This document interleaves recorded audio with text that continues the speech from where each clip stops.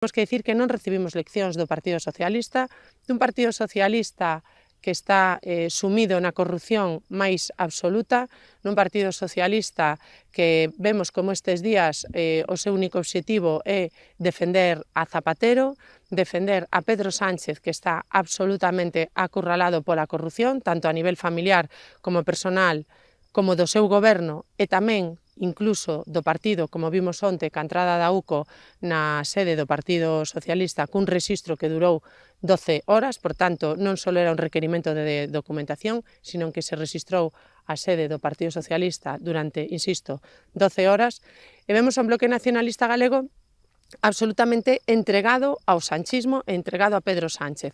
Cada día pon unha liña roxa diferente. Para o Bloque Nacionalista Galego, en xullo do 25, pois a liña vermella que poñía era que houvese corrupción no goberno de España. Vimos como entraba un ministro do goberno de España no cárcere. Despois falaba da corrupción do Partido Socialista e agora xa fala da financiación ilegal. Eu pregunto a Ana Pontón si canto máis ten que pasar neste país para que eles consideren que estamos ante o goberno máis corrupto da historia de España. Dunha historia da que forma parte tamén o Bloque Nacionalista Galego, xunto con todos os socios de goberno de Pedro Sánchez, que están consentindo e amparando esa corrupción.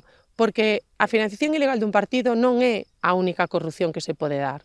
A corrupción que vemos asola a todo o goberno do Partido Socialista e, insisto, o Bloque Nacionalista Galego está amparando esa corrupción. Nós, dende o Partido Popular de Galicia, imos seguir traballando para que máis pronto que tarde os cidadáns poidan decidir que tipo de goberno queren que lles dirixa o país, un país a deriva e un país absolutamente desnortado con un goberno que non ten máis ocupación que a dos seus casos de corrupción.